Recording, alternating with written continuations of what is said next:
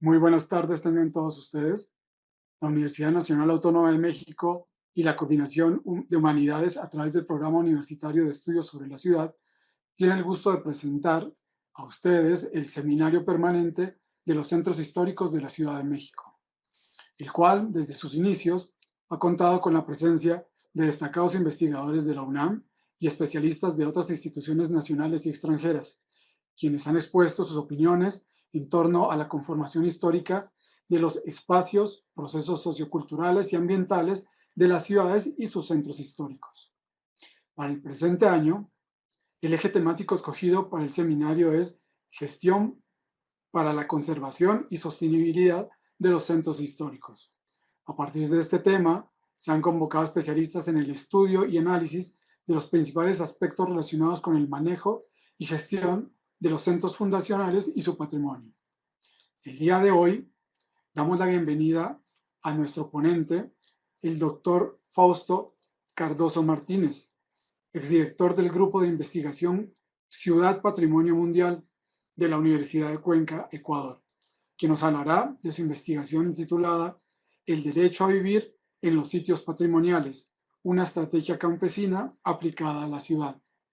Por su parte, los comentarios de esta ponencia estarán a cargo del maestro Jorge Alberto Amaya Ruiz, de la Escuela de Turismo de la Universidad de Anzuay, Ecuador. Bueno, antes de leer la semblanza del doctor Cardoso, me permito recordar algunos lineamientos para esta sesión. Les pedimos por favor que nos apoyen escribiendo en el chat su nombre completo e institución de adscripción.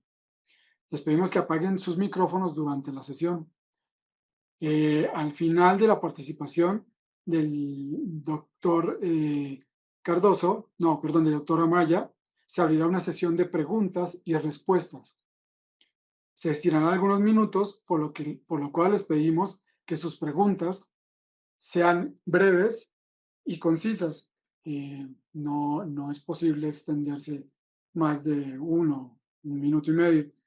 En la plataforma Zoom existe una opción para levantar la mano y pedir la palabra para hacer una pregunta. Para ello deben dar clic en el botón que dice participantes. En la parte inferior viene una opción que dice levantar la mano. Bueno, a continuación leeré la síntesis curricular de nuestro invitado, el doctor Cardoso Martínez. Es arquitecto por la Universidad de Cuenca, Ecuador, con estudios de doctorado en la Universidad degli Studi La Sapienza di Roma, Italia.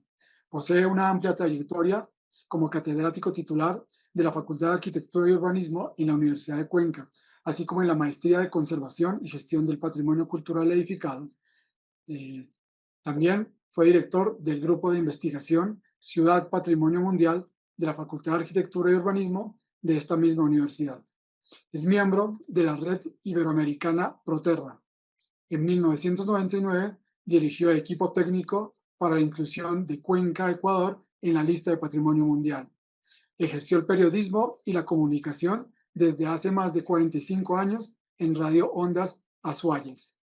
Ha dirigido varias campañas de mantenimiento en edificaciones patrimoniales en el Ecuador. Igualmente, ha sido director de proyectos nacionales e internacionales como el World Heritage City Preservation Management proyecto, entre este proyecto destaca la investigación sistemas innovadores de gobernanza para el patrimonio cultural edificado, basados en principios organizacionales de la tradición andina en Ecuador, Chin Minga. Una cooperación institucional entre la Universidad de Ecuador y un consorcio de universidades de Bélgica. Bueno, sin más preámbulos, le doy la palabra a nuestro invitado, el doctor Cardoso. Muchas gracias. Muchísimas gracias, maestro profesor Álvaro.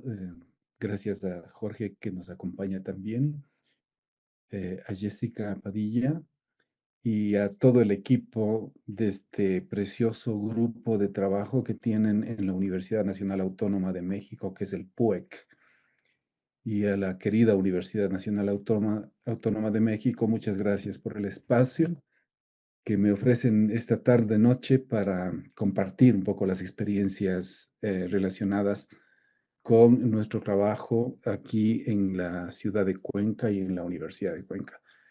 Yo no estoy seguro si estamos viendo mi pantalla compartida ya.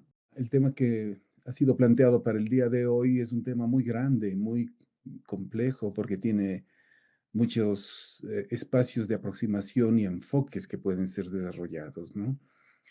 Yo conozco que incluso el tema del usufructo, del derecho, del acceso al patrimonio, puede ser tratado como un derecho humano, ¿no? Intenta ser colocado como un derecho más, como parte de los derechos humanos de las personas. Eso quiere decir un derecho a conocer el patrimonio, a conocerlo apropiadamente, un derecho a preservar una memoria que está constituida fundamentalmente por elementos patrimoniales, materiales e inmateriales, un derecho a disfrutar ese patrimonio, es decir, a gozarlo, a celebrarlo, a conmemorarlo, y un derecho a vivir ese patrimonio y a vivir no solamente contemplativamente el patrimonio, sino vivencialmente, es decir, siendo parte de ese patrimonio, porque de hecho cada vez más está claro que el patrimonio sin la presencia de las comunidades pierde sentido, ¿no? Se debilita tremendamente y hablamos, cuando no hay comunidad y cuando no hay personas, hablamos solamente de cosas inertes.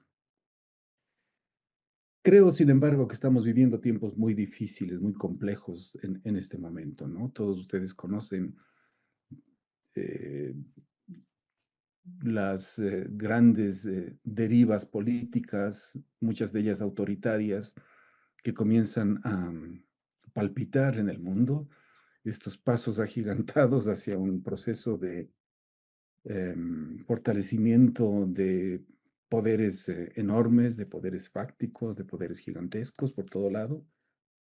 Y el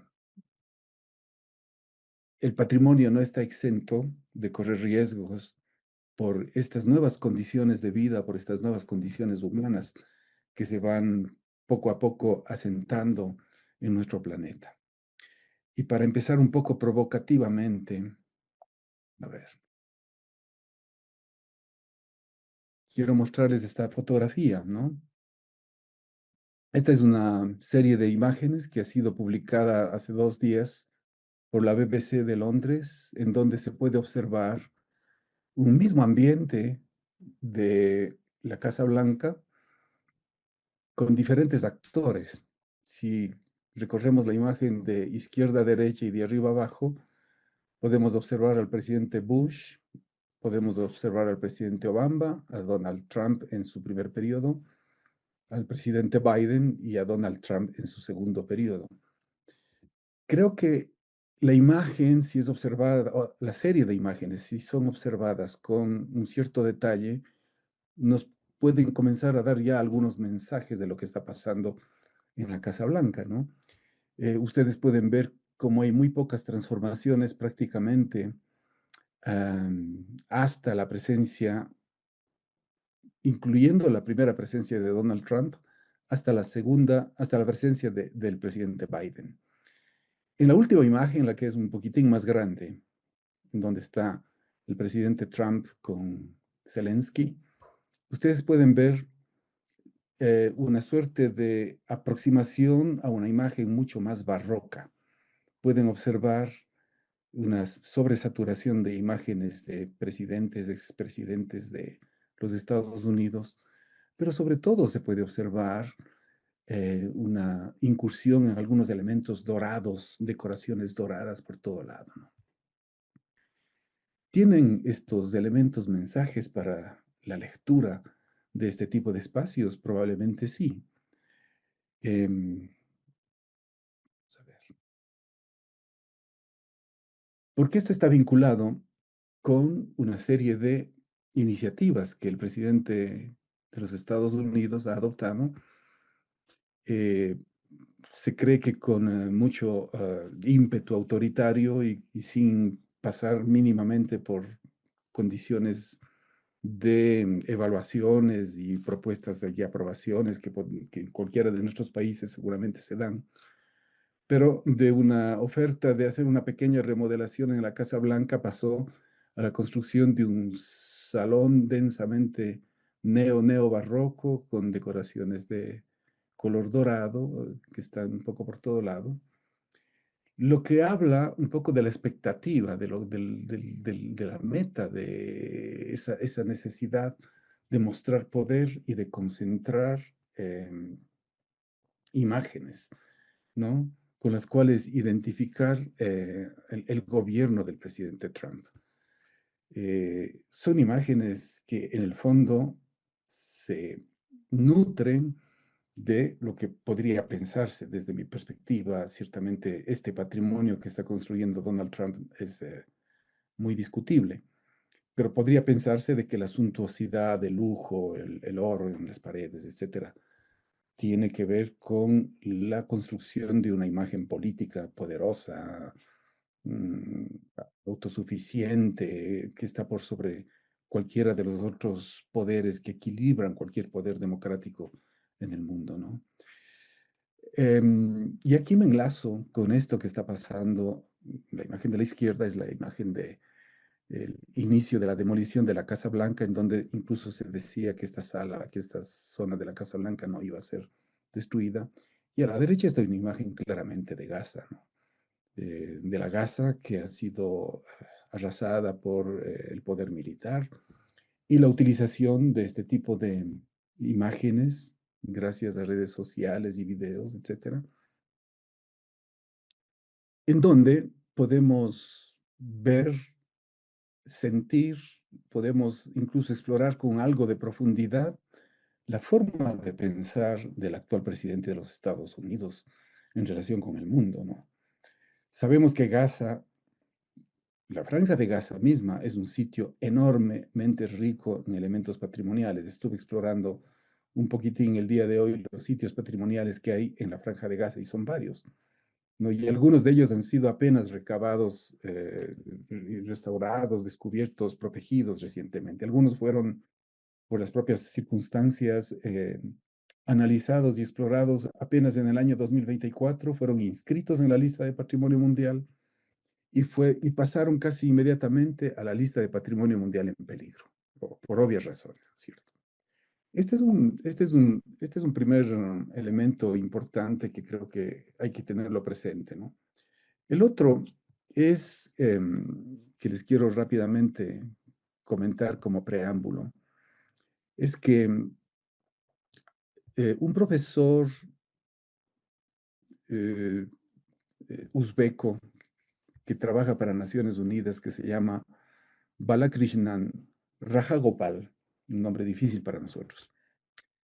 Él hace un llamado y él hace un llamado de atención precisamente sobre la necesidad de precautelar el derecho de las personas al acceso al patrimonio y particularmente el acceso a vivir en el patrimonio, que es el tema que queremos desarrollarlo con las experiencias locales.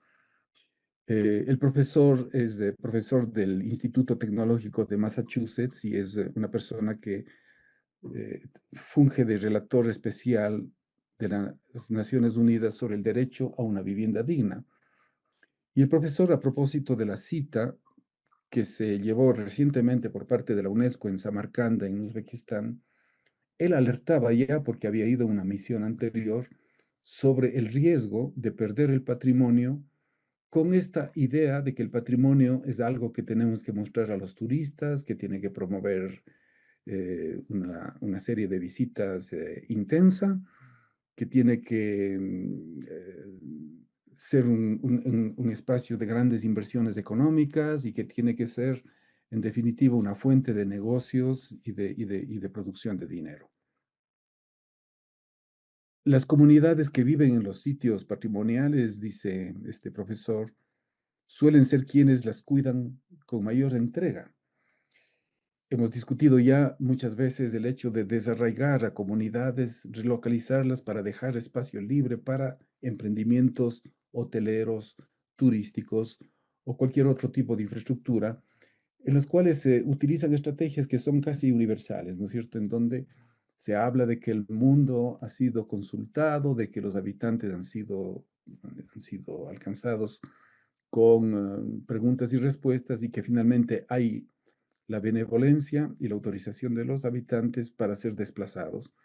Y esto es bastante frecuente y por lo tanto estamos viendo cómo en temas patrimoniales el patrimonio puede ser violenta y brutalmente destruido, como es en el caso de Gaza o en el caso de la Casa Blanca misma, porque evidentemente el ala sur, me parece que es de la Casa Blanca que fue demolida por Donald Trump, es un elemento seguramente con altos valores patrimoniales, donde han acontecido muchas cosas vinculadas con la historia de los Estados Unidos, y por lo tanto es un acto de violencia. eh, si Donald Trump lo hace de una manera inconsulta, por decirlo menos, ¿no? Arbitraria. Pero claro, el epítome, el punto más alto de esta violencia está sin duda en sitios como Palestina o como las ciudades de Ucrania en este momento. Y hay otra forma de manejar estos temas patrimoniales un poco más sutiles, ¿no? Que son posiblemente las que más nos pueden amenazar a sitios patrimoniales como las ciudades nuestras, ¿no? Como las ciudades latinoamericanas, como las ciudades occidentales.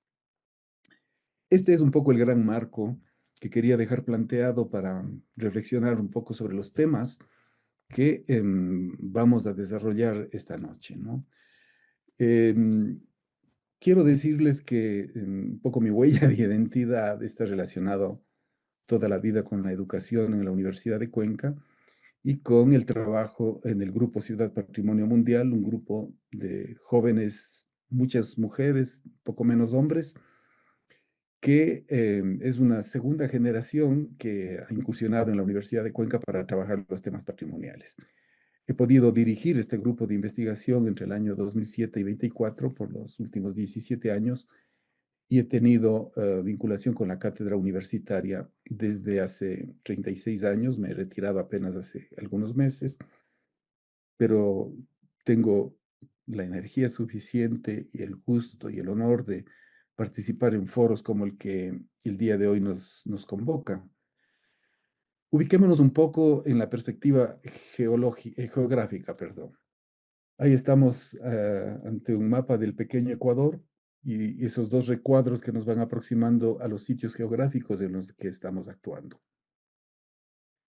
La capital del sur del Ecuador, llamémosla así, es decir, la ciudad capital que se encuentra en la zona montañosa del sur del Ecuador, es la ciudad en la que yo nací, se llama Cuenca, Santa Ana de los Ríos de Cuenca, de fundación española, pero era una ciudad prehispánica, según varios historiadores, es reconocida como la segunda capital del Tahuantinsuyo, es decir, del gran imperio inca, hasta la llegada de los españoles, ¿no? Cuando colonizan en el año 1557 esta ciudad y comienza la expansión española en diferentes puntos de América Latina.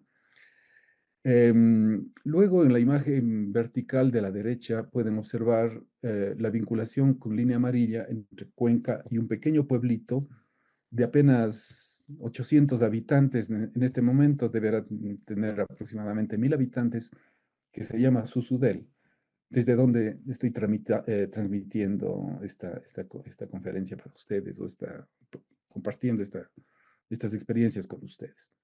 Susudel es un pueblito que nace de una vieja hacienda colonial precisamente, en donde hay una pequeña comunidad que con muchas dificultades, sin una excesiva riqueza ni de elementos mineros, ni de forestación, etcétera, pero sí con una gran capacidad de producción agrícola sobre todo, se fue consolidando en el marco de una gran hacienda colonial que tuvo vigencia en el sur del Ecuador hasta el año de 1964, cuando la reforma agraria em, se ejecuta y se reparten las tierras en nuestro país.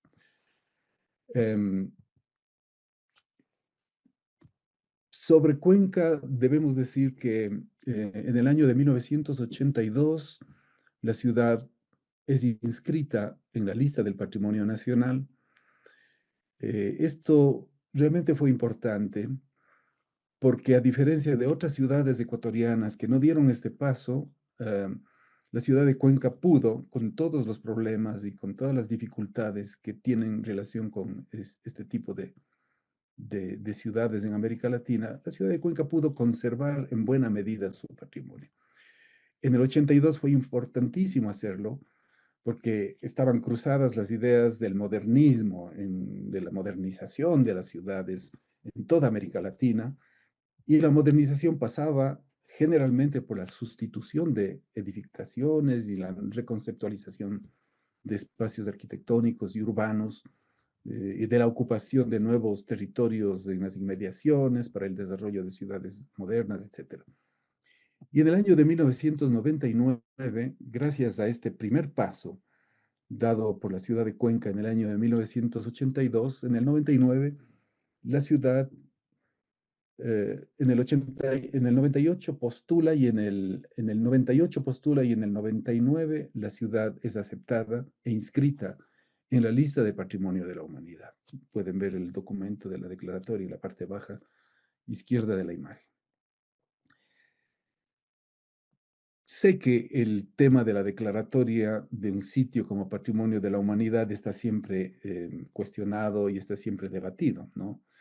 Y creo que es importante que este cuestionamiento y este debate se dé. Sin embargo, al mismo tiempo creo que este tipo de reconocimientos, este tipo de inscripciones, sobre todo estos fundamentales que tienen relación con los organismos multilaterales de Naciones Unidas, etcétera, son importantes porque ayudan a empoderar a los ciudadanos, por lo menos este es el caso de la ciudad de Cuenca, a fortalecer su sentido de pertenencia, su sentido de orgullo, por qué no decirlo, de su propia ciudad, ¿no? Y a trabajar en consecuencia, y a empezar a actuar en consecuencia, y a activar en consecuencia su vitalidad y a encontrar un nuevo rumbo para encauzar el futuro de la ciudad. Cuenca nunca fue una ciudad de particulares condiciones productivas, ¿no? Nunca fue una ciudad minera, nunca fue una ciudad portuaria donde podría haber mucho dinero, más bien fue una ciudad bastante aislada, remota, poco conectada, y por lo tanto, desde mi perspectiva, eso fue consolidando la personalidad de lo que llamamos nosotros el cuencano, ¿no es cierto? El gentilicio nuestro es ser cuencanos, una personalidad que está forjada sobre la base de un trabajo propio, de no depender mucho de lo que sucede afuera y de tomar decisiones de una manera bastante autónoma, teniendo presente de que somos poco conectados y por lo tanto muchas veces poco considerados incluso para la distribución de la inversión del dinero público en el sur del Ecuador. Pero bueno, esta es otra historia. Um,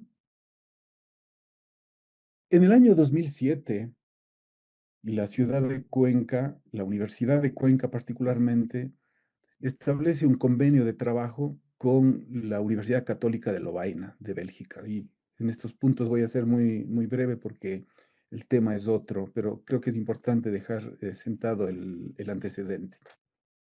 Comenzamos a trabajar con un grupo de investigación de la Universidad Católica de Lovaina, liderada por el profesor Koen van Balen, y obviamente en este primer impulso, con muchas dificultades, con un proceso de adaptación en progreso, trabajamos sobre las herramientas que son las conocidas y que son las comunes para la buena gestión del sitio.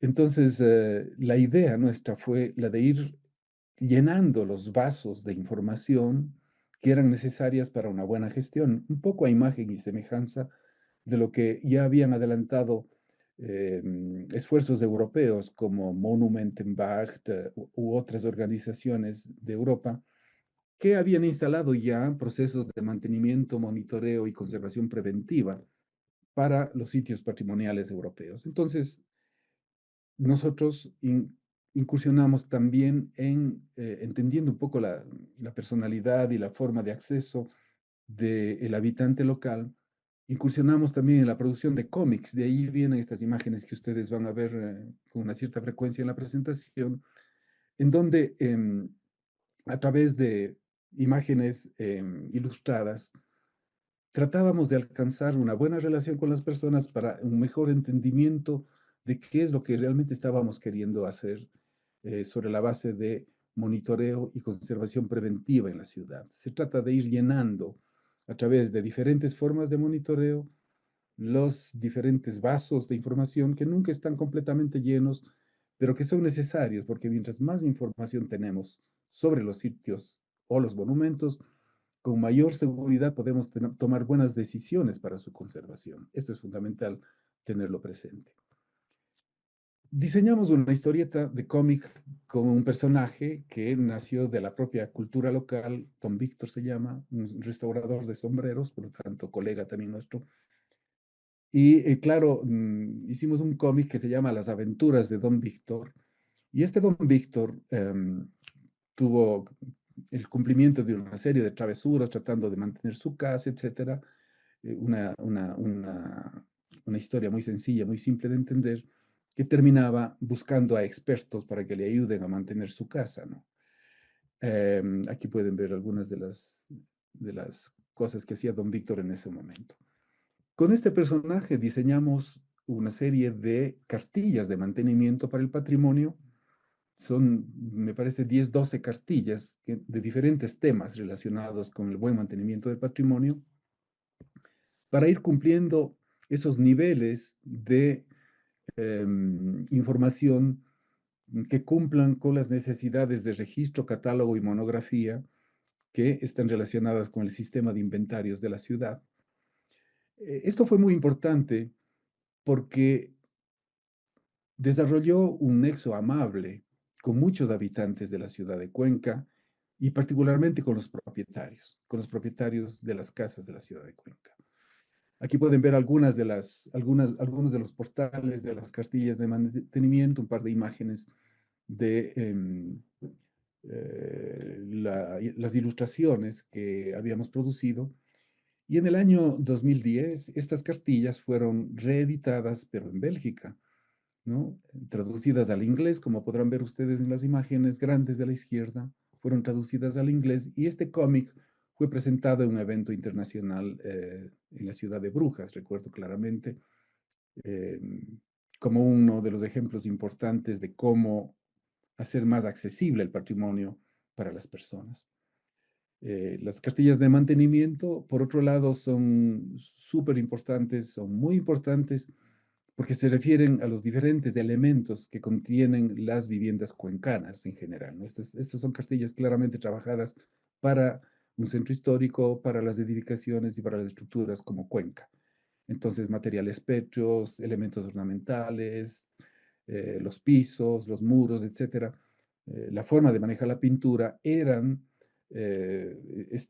ilustradas con una serie de buenas recomendaciones para que en la medida de lo posible, inclusive los propietarios puedan actuar por cuenta propia, es decir, con su propia iniciativa. Aquí hago una pequeña pausa porque creo que es importante entender qué pasa en esta ciudad en este momento. Em, Como ustedes conocen, Ecuador tiene una serie de problemas gravísimos de seguridad y hay una sombra que se cierne sobre las ciudades ecuatorianas y también sobre la ciudad de Cuenca, pero particularmente en Cuenca. En los últimos meses, en los últimos años, hemos sentido un exponencial crecimiento de las inversiones en algunos terrenos de la producción, entre ellos la compra-venta de vehículos usados, las inversiones inmobiliarias privadas desproporcionadas, enormes, importantes, las iniciativas turísticas tanto en alimentación como en alojamiento, por lo tanto llegamos a temas como el Airbnb también en la ciudad de Cuenca, y el incremento inmobiliario en la periferia de la ciudad que está justificado por el hecho de hacer más eficiente el uso de las infraestructuras, pero que el incremento inmobiliario puede ser discutible, puede ser discutido si nos miramos en el espejo de los precios a los cuales esos elementos construidos están propuestos. Un metro cuadrado de construcción en los nuevos emprendimientos inmobiliarios de la ciudad de Cuenca está valorado en alrededor de $2.500, lo cual es un precio desproporcionado incluso para elementos habitables en Europa. $2.500 posiblemente los más altos, seguramente se encuentran un poco más bajos también. Y todo esto se da en un proceso en el que en las dos imágenes, la imagen celeste y la imagen un poco más cálida de abajo, podemos entender qué ha pasado con la población de la ciudad y qué ha pasado con la población del centro histórico de lo que era la ciudad de 1950, que es en esencia la ciudad reconocida como ciudad patrimonio de la humanidad. En el año de 1950, la ciudad de Cuenca tenía apenas 40.000 habitantes, por lo tanto era un pequeño pueblito, una ciudad muy marginal, digamos así, muy rigurosamente mantenida, con un trazado de damero colonial, etcétera.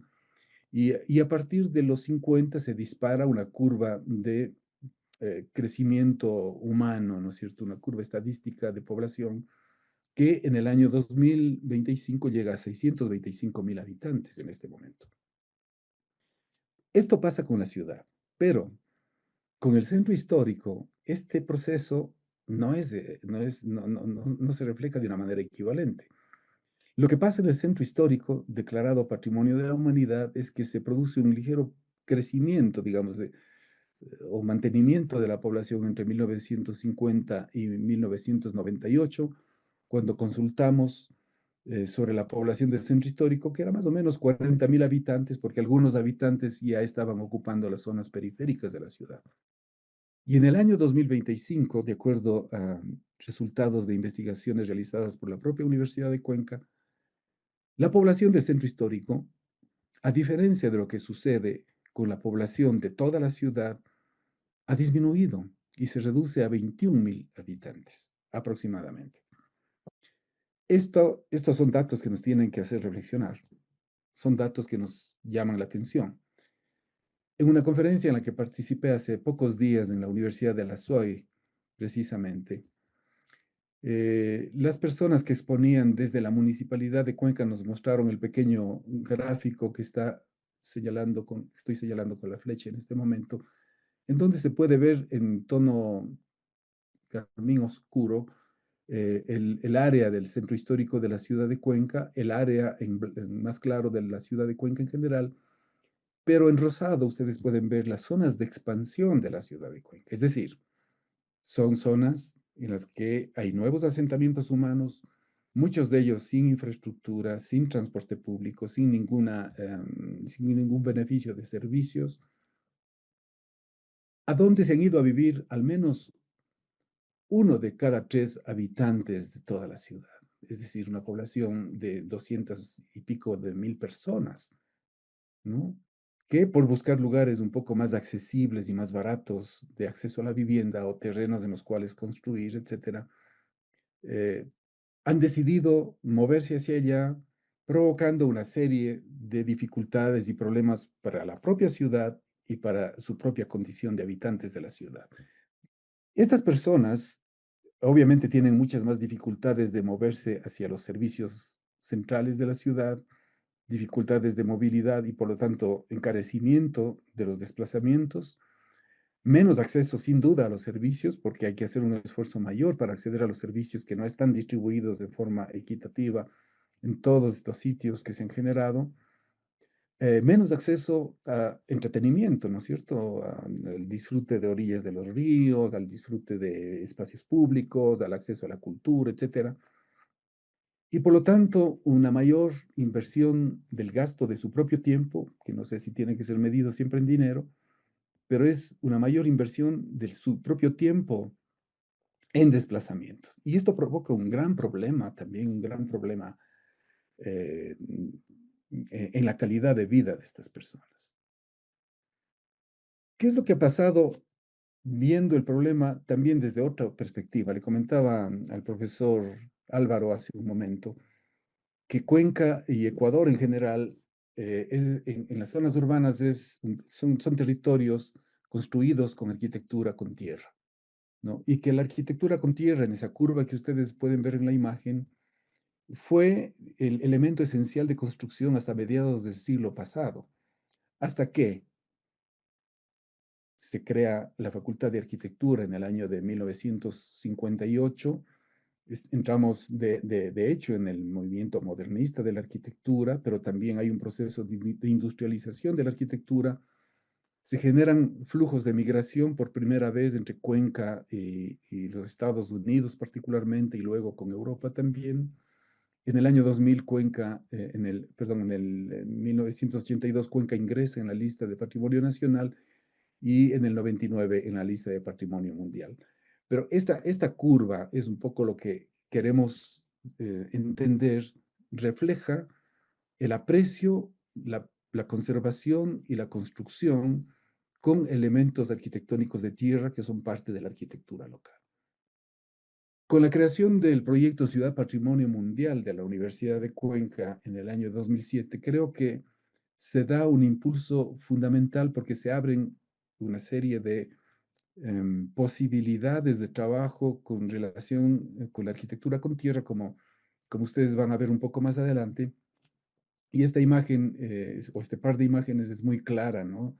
En donde, como resultado de la campaña de mantenimiento del patrimonio edificado, a las cuales me voy a referir un poco más adelante, pues por primera vez las personas de estos sitios patrimoniales remotos, abandonados, casi inaccesibles, comienzan a ser protagonistas de su propia vida, ¿no? Una de las iniciativas que tuvimos allí es esta, la de mostrar el proceso de recuperación de sus casas en imágenes, en donde, como se observa, sobre todo en la imagen superior derecha, hay una mujer anciana a quien saludé hace unas pocas horas, 91 años, este rato caminando, todavía por las callejuelas de acá de Susudel, que observa el trabajo de ella en su propia casa. ¿Cuál fue la estrategia? Y este es un poco el corazón de lo que les quiero exponer el día de hoy. La estrategia es esta, ¿no? Este absurdo matemático de que 3 es igual a 5. Lo que quiere decir simplemente es que 3 meses de trabajo con nuestros estudiantes, ¿no? Podrían ayudarnos a ejecutar en 5 días, acciones de mantenimiento en las pequeñas, en las sencillas casitas de algunos de los vecinos de Susudel.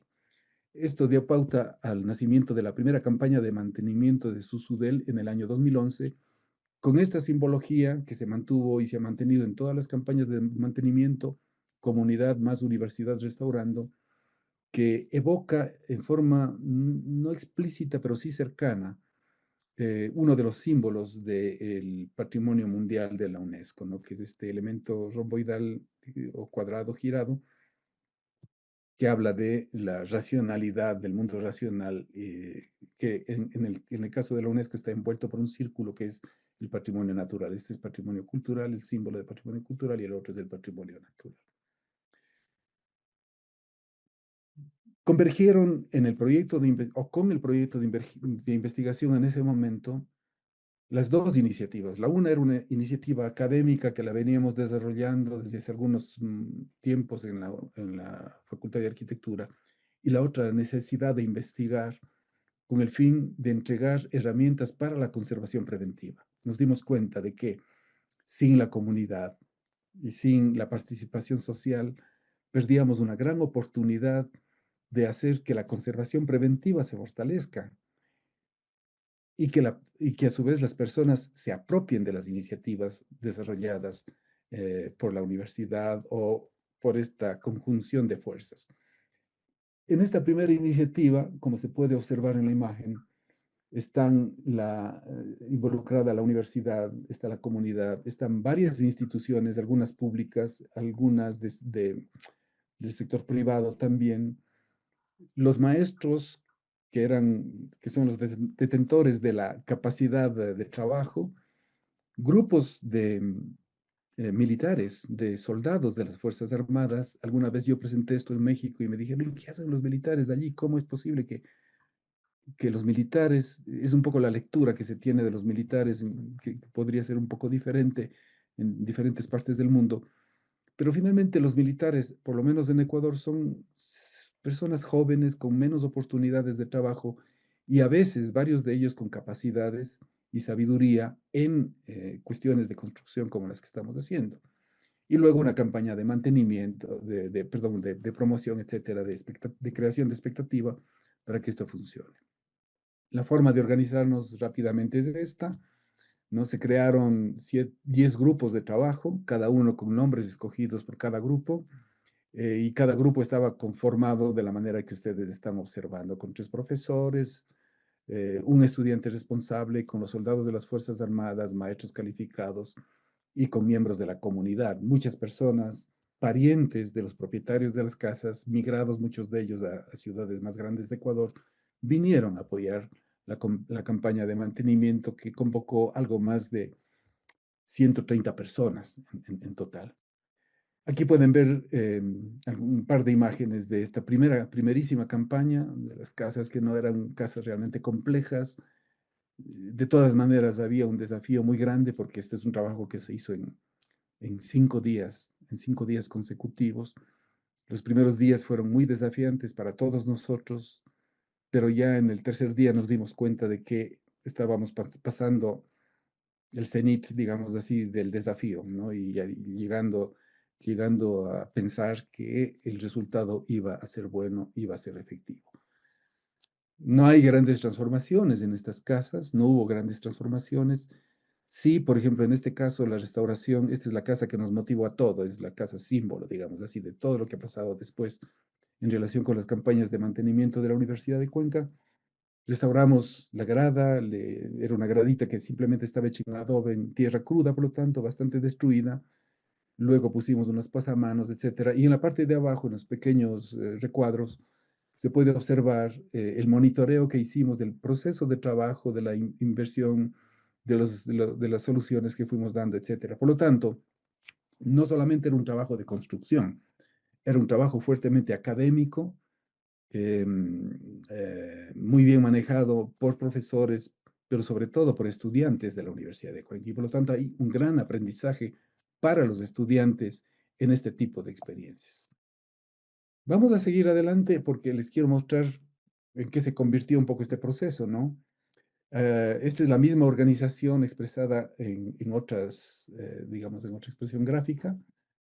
Pueden ver ustedes las instituciones participantes, Fuerzas Armadas, comunidad, el Instituto Nacional de Patrimonio Cultural, la Universidad de Cuenca, los gobiernos locales, la prefectura de la SUAY y otras instituciones, muchas de ellas privadas, que contribuían entusiastamente con algunos recursos, con maquinaria, con movilidad, con herramientas, con personal eh, para la organización de estas campañas. Se formaban diferentes grupos de trabajo que se hacían responsables de algunas casas con el apoyo de las Fuerzas Armadas.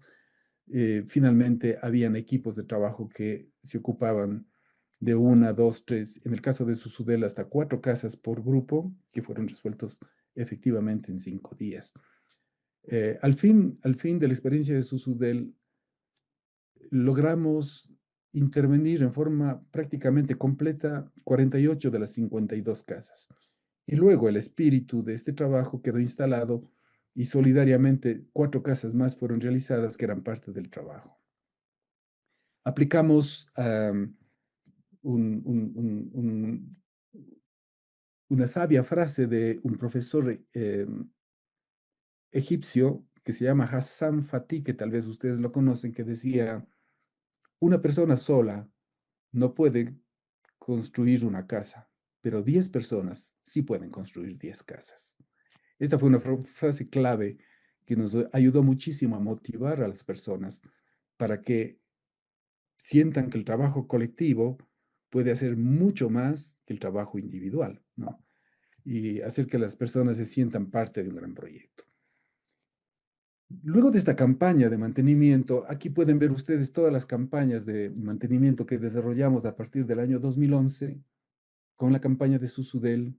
Fuimos haciendo una serie de otras campañas con el ánimo de, sin perder de mira, digamos así, la intervención en la ciudad Patrimonio de la Humanidad, en la ciudad de Cuenca. Las 2 campañas en rojo son 2 campañas que se desarrollaron en la ciudad de Cuenca.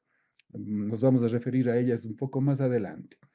Luego pasamos a la campaña de el cementerio de Susudel, con otro grupo de estudiantes, más o menos los mismos profesores, y la idea era ver si es que el modelo de trabajar en campaña de mantenimiento era igualmente exitoso si lo hacíamos para un elemento único, es decir, el cementerio de Susudel. La reflexión de la comunidad fue muy sabia. Es decir, si hemos trabajado para nuestras casas hace 2 años, ¿por qué no vamos a trabajar conjuntamente también para la casa común, que es finalmente el destino de todos, que es un cementerio patrimonial que tienen en Susudel? Pudimos rehacer el marco. A ver, aquí están las imágenes del asentamiento. No me voy a quedar mucho para no abusar del tiempo de ustedes, pero pueden ver ustedes cómo se organizaron los grupos de trabajo. En este caso ya no eran por casas, sino por sectores de trabajo, ¿no? Con diferentes comunidades que participaron. Lo interesante no es solamente que se hace un trabajo físico sobre los bienes patrimoniales, sino también con los estudiantes, con estos 3 meses de preparación, a más de organizar a la comunidad, se hace investigación. Y una de las cosas muy importantes de la investigación fue poner a la luz del rito del entierro que se utilizaba ancestralmente en la comunidad de Susudel. Y esos enterramientos rituales estaban básicamente concentrados en la zona que está bordeada con líneas amarillas en la imagen que ustedes están viendo. Y son enterramientos en los que la persona que estaba enterrada en su momento era exhumada para poder dejar espacio a la próxima persona de la familia, y por lo tanto en cada uno de estos fosos estaba una sola familia.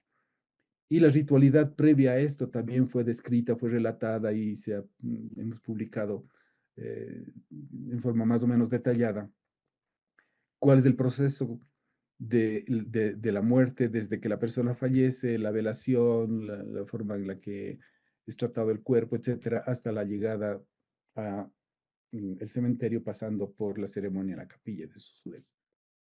Aquí pueden ver, ya en la perspectiva de la arquitectura, de la intervención, pueden ver ustedes la forma en la que intervinimos. Logramos desarrollar adobes, más de 3.000 adobes fueron construidos para restaurar las murallas de la capilla. Se pusieron tejas en las murallas. Las personas se dedicaron a hacer esta humilde y sencilla limpieza de las tumbas, lo cual genera una conexión cercana, importante con los seres queridos. Se restauraron las cruces, se restauraron los sitios, etcétera, y luego mejoraron varias cosas, incluso equipamiento de baños y estas cosas que normalmente no tienen estos sitios ancestrales. Y un desafío muy grande fue esto de la construcción de un arco, porque en las comunidades andinas no hay el conocimiento de la forma de la construcción de un arco. Aquí había sido construido un arco con cemento y ladrillo encima de lo de hormigón, y la comunidad decidió bajarlo, y conjuntamente con un grupo de obreros y de soldados y de estudiantes, etcétera, logramos construir el nuevo arco que hoy está todavía en pie, dando la bienvenida a las personas que visitan el cementerio de Susudel. Estas campañas en Susudel, rápidamente, abrieron el espectro a otro tipo de investigaciones, como el interés, por ejemplo, por las tierras de colores de la región. Pueden ver en estas imágenes pruebas, investigación científica, investigación incluso con microscopio, sobre la forma en la que se utilizaba la tierra de color. En la imagen izquierda inferior se puede ver un altar pintado con tierras de colores de la capilla de Susudel. Y claro, este fue un proyecto que buscaba activar este recurso del uso de la tierra como emprendimientos futuros, porque todas las casas de Susudel en la campaña, ustedes lo vieron, estaban pintadas con estas tierras. Luego pusimos el tema de la tierra también como sí, pues una esencia para el arte, ¿no? Hicimos murales en la región. Los niños por primera vez empezaron a jugar con la tierra y a hacer arte. Cosas muy sencillas, son láminas de plástico con tierras de colores. De aquí salieron cosas muy bellas que fueron fotografiadas, documentadas, pero fundamentalmente lo más importante fue la experiencia humana que tuvimos con estas personas. Aquí pueden ver parte de los talleres. De un lado, el moldeo, digamos así, la creación de elementos tridimensionales con arcilla. Quien está allí es mi esposa, que está trabajando con niños del campo y la ciudad, que es otro tema, ¿no? Esa vinculación campo-ciudad que se fue construyendo, generando poco a poco, y del otro lado están los niños ejecutando sus obras de arte con la tierra de Susudel. Se planteó también un nuevo proyecto, esto para realzar la potencialidad de este tipo de iniciativas en función de la investigación científica de la universidad. Un nuevo proyecto para la producción de ladrillos, de crear nuevos diseños y nuevos elementos para la comercialización del ladrillo, que es un músculo muy importante en la economía de Susudel, pero que se había y todavía está en cierta manera así, ¿no es cierto?, concentrado en un solo tipo de ladrillo, provocando competencia, disminución de precios y cosas. Nosotros ofrecimos alternativas para revestimientos con diseños en los que participaron profesores de la Escuela de Artes, la comunidad, por supuesto, y quienes estamos en el área patrimonial de la Universidad de Cuenca.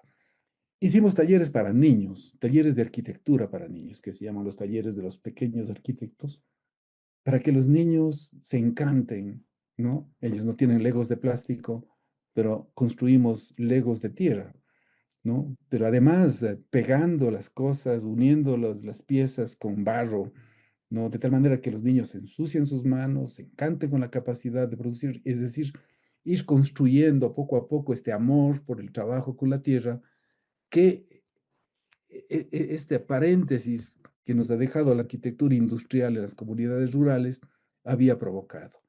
De hecho, muchos maestros ya no existen en estos campos, pero a partir de algunas de estas experiencias, cada vez hay más gente que está trabajando tanto en Cuenca como acá en Susudel también, arquitectura con tierra.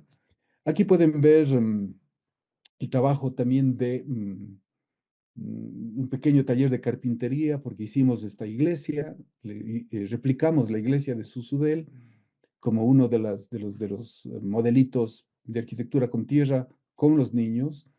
Y finalmente ahí tienen las maquetas de las casas, de las iglesias, de la iglesia que, que logramos desarrollar en este tipo de talleres. Este niño que ven en la imagen de la derecha es un niño que recogiendo los planos de la basura construyó su propia iglesia con su papá en su casa, ¿no? Por el amor que le dedicó a este trabajo. Lo podemos ver en la imagen anterior.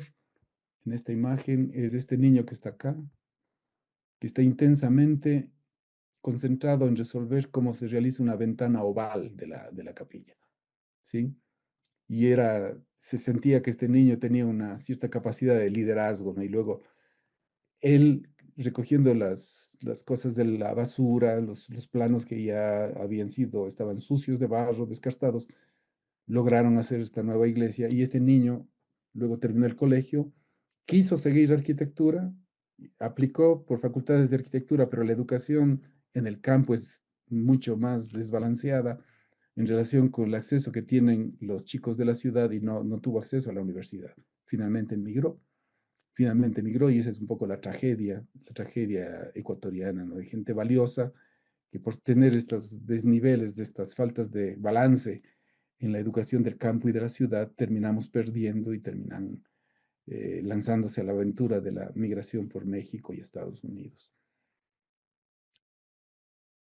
Más adelante, como consecuencia de estos mismos proyectos, desarrollamos procesos de co-creación en donde le pedimos a la comunidad que piense un poco en la forma en la que viven, en la forma en la que ellos desarrollan, diseñan sus elementos arquitectónicos y resuelven sus espacios. Y aquí tienen parte del trabajo con la comunidad. Esto terminó, como fruto de todo esto, terminó en una tesis de la Facultad de Arquitectura, a partir de la cual se propuso la vivienda propia para Susudel, utilizando las tecnologías locales, ¿no? Fue una experiencia muy linda que fue liderada por Alicia Tense, que es una compañera arquitecta del Salvador, que ayudó muchísimo en el tema de las metodologías participativas en este tipo de trabajos.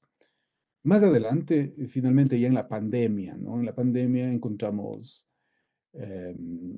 la necesidad de trabajar con la comunidad, de crear espacios de participación, etcétera, porque el aislamiento era asesino en la pandemia. Mucha gente murió de soledad en la pandemia, ¿no? Y se pudo crear este tipo de espacios y de escenarios a partir de los vendedores con actividad cultural y social en los espacios públicos de Susudel para no tener que concentrarnos en los espacios interiores. Fue muy interesante y las últimas campañas fueron las de Cochapata y las de Oña. Este es Oña, una campañita que se desarrolló ya en el año 21 y que permitió la recuperación de esta casa y luego de la casa que están viendo en el fondo, ¿no? Ya por iniciativa de la comunidad. Pasamos también a Cochapata, en donde en estos días, en estos años difíciles, no dejamos de hacer una campaña de mantenimiento con nuestros estudiantes, con todas las precauciones y los protocolos que la propia universidad nos exigía. Salimos y trabajamos con la comunidad haciendo este tipo de actividades, ¿no? Desde construyendo adobitos, haciendo hornos, teniendo experiencias de la construcción de cubiertas, los sistemas tradicionales, utilizando cañas, carrizos, etcétera, utilizando minga, haciendo cadenas de manejo de materiales, etcétera, pero siempre terminando en resultados escritos inclusive, porque claro, no hay que dejar de tener presente que la meta nuestra es la educación, es la enseñanza y es la experimentación con resultados y con reflexiones de fondo como fruto de este tipo de trabajo. Se hizo también un espacio de cocina que nos ha servido mucho porque con esto hemos trabajado en varias comunidades utilizando ciertos espacios libres y que a veces son de dominio público de los pueblos para crear lugares en los que se coloca un horno de pan, fogones, etcétera, lugares de cocina en donde por un lado se puede ofrecer a la comunidad una oportunidad más de trabajo porque son en general comunidades muy empobrecidas y por otro lado son lugares de convergencia, de activación de redes sociales, de tejidos sociales, etcétera. Bueno, con esto pasamos también a Saraguro, que es una comunidad indígena, y en Saraguro, esta fue nuestra última experiencia, en Saraguro construimos una plaza y un sitio de cocinas sobre la base de estas mismas experiencias que ustedes han observado. Refirámonos finalmente a las dos campañas de Cuenca. ¿Cómo todo esto enseñó a Cuenca? Le mostró la oportunidad de caminar de una manera diferente para la recuperación de su propio patrimonio. En el caso de Cuenca fue muy interesante porque al principio no había una claridad y una convicción de que era una cosa que podría funcionar, ¿no? La gente era muy escéptica, lo vamos a ver en las imágenes, en la campaña de San Roque, que fue la primera, esto es San Roque. Aquí pueden ver los dos sitios patrimoniales. Esta es la manzana triangular en la que trabajamos en Cuenca.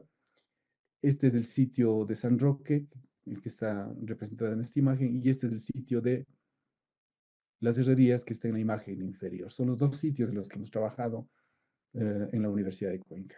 ¿Cuál es la característica de estos sitios? Son dos sitios marginales, pero que están dentro del área UNESCO, del área Patrimonio de la Humanidad. Son dos sitios que tienen una comunidad organizada, fuerte. Son dos sitios de oficios muy marcados y caracterizados por la tradición y por la transmisión de conocimientos. Y son dos sitios que tienen una especial, particular belleza, ¿no? Que hacen parte del sitio Patrimonio de la Humanidad. La ciudad de Cuenca es esta, aquí pueden ver las tres plazas de la ciudad, por lo tanto, como ven, no actuamos en la parte del centro histórico porque allí están las casas más importantes, están las iglesias, están las casas ya de personas y de familias que tienen más capacidades económicas, y por lo tanto, estos son los sitios más vulnerables, los sitios en los que más riesgo hay de que se pierdan, que se demolan las casas o se pierda población. En el año 2014 incursionamos en San Roque, en este triángulo, en este manzano triangular que está junto al río Tomebamba, que es el río emblemático de la ciudad, con las enseñanzas de todo lo que ustedes acabaron de observar, que no lo voy a repetir, ¿no? Desde la expresión gráfica hasta toda la experiencia de la minga. Ciertamente que son experiencias que tuvieron que ser adaptadas a la ciudad. Aquí no hay las capacidades de trabajo que tiene un campesino. Por lo tanto, había que suplir todo lo que es maestros, mano de obra, etcétera, con gente capacitada y con mayor formación, digamos así. Aquí también pueden ver en la parte de abajo la cantidad de instituciones y empresas privadas que se fueron integrando a esta campaña de mantenimiento que duró, en este caso, ya no 5 días, obviamente, las casas son bastante más complejas, fueron 2 meses de trabajo, pero sobre la base del modelo de los aprendizajes del campo que fueron trasladados a la ciudad. Esta es una vieja imagen de San Roque. También hubo de por medio una investigación histórica, por lo tanto, demográfica, de valoraciones patrimoniales y arquitectónicas en la parte izquierda, y levantamientos muy rigurosos por parte de nuestros estudiantes de las edificaciones y de los tramos correspondientes. Aquí se puede ver en esta imagen que es decidora. Esta es una de las primeras reuniones en San Roque. Una reunión con apenas 6 personas, éramos 15 personas de la universidad y 6 de la comunidad. Y esto muestra un poco la desconfianza, el recelo, el hecho de las distancias que se generan entre personas extrañas, más allá de que vengamos del lado universitario o de la cooperación nacional o internacional o del mundo político. Siempre hay un grado de desconfianza bastante alto inicialmente, y ese fue uno de los desafíos y de los aprendizajes que tuvimos que tomar en esta experiencia. A la derecha pueden ver algunas imágenes de el trabajo interno nuestro. Este grupo que está en esta imagen es gente que trajimos de Susudel, ¿no? Haciendo esa vinculación precisamente para que trabaje en San Roque. Tuvimos también la gran experimentación de vuelos de monitoreo a través de la utilización de un helicóptero de la policía que con entusiasmo se integró a ofrecernos este servicio. Fueron como 20, 25 vuelos que se hizo sobre toda la ciudad, de la cual resultó una documentación preciosa, ¿no? Para incluso ir observando el proceso.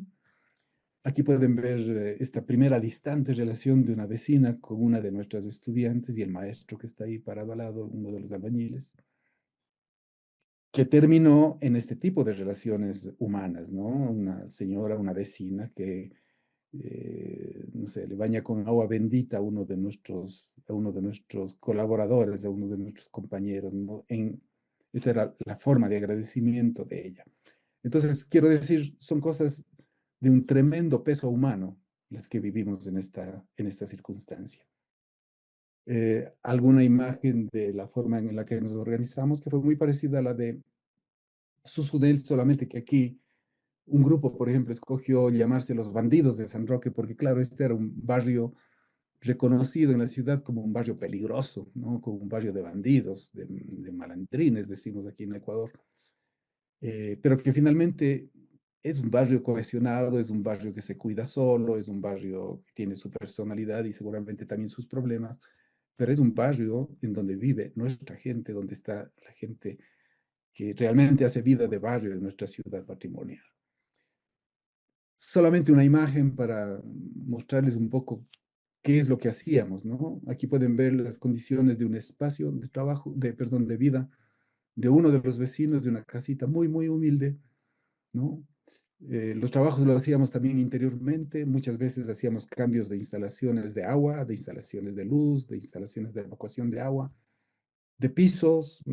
Frecuentemente en esta casa vivía una persona que lamentablemente falleció hace un par de años, una persona con alto grado de discapacidad que se convirtió un poco en el símbolo de, de la, de la vida social de este barrio.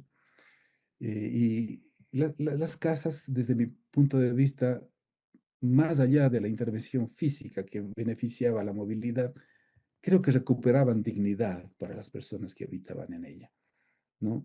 Y la relación humana que se generaba, aquí pueden ver la secuencia de imágenes desde esta primera reunión de 6 personas, cómo a lo largo del tiempo la comunidad se convocó porque las noticias se corrían de boca en boca y finalmente tuvimos más de 25 postulaciones, finalmente se escogieron 20, 22 casas aproximadamente, y se activó la vida del barrio en la plaza con una linda cena que nos ofrecieron cuando entregamos las casas 2 meses después de haberlas iniciado a la comunidad. Nosotros no fuimos egoístas en compartir los reconocimientos que nos dieron, tanto desde la Municipalidad de Cuenca al Grupo Ciudad Patrimonio Mundial.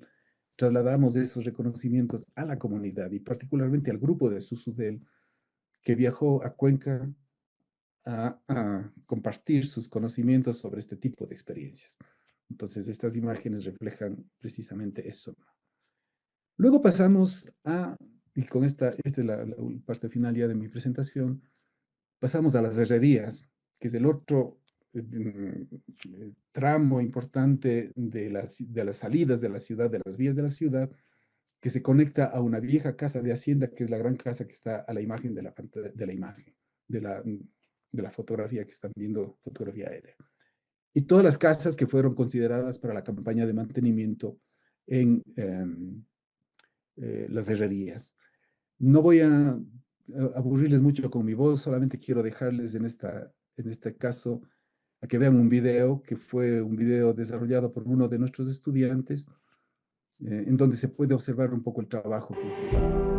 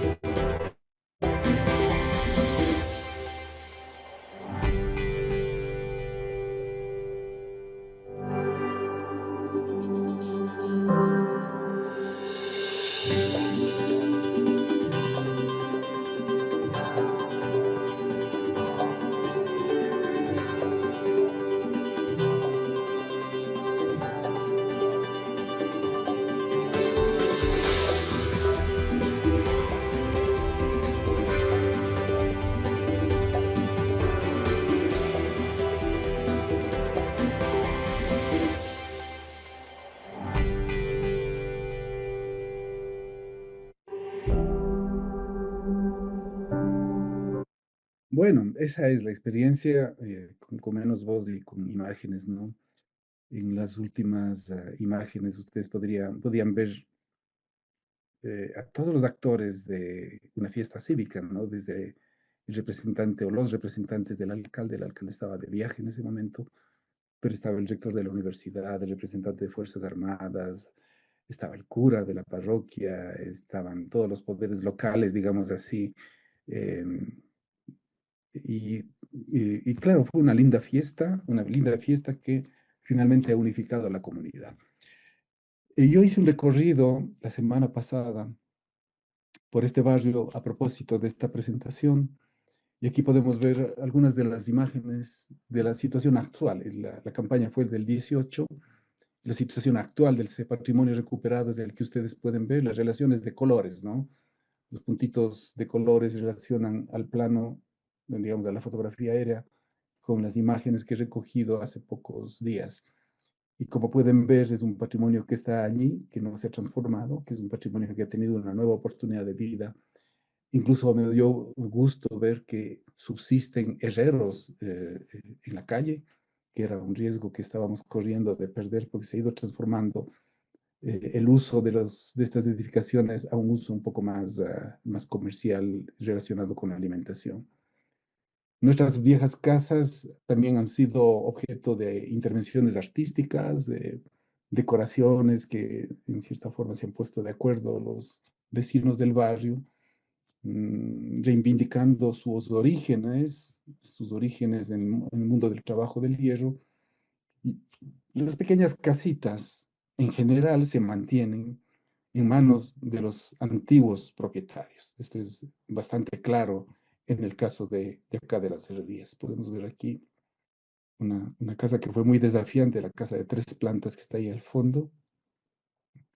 Y el barrio simplemente recuperó su vitalidad, su forma de ser, su forma de vida. eh, Creo que enriquecida con el hecho de sentir que es un barrio que tiene una potencialidad futura bastante importante, ¿no?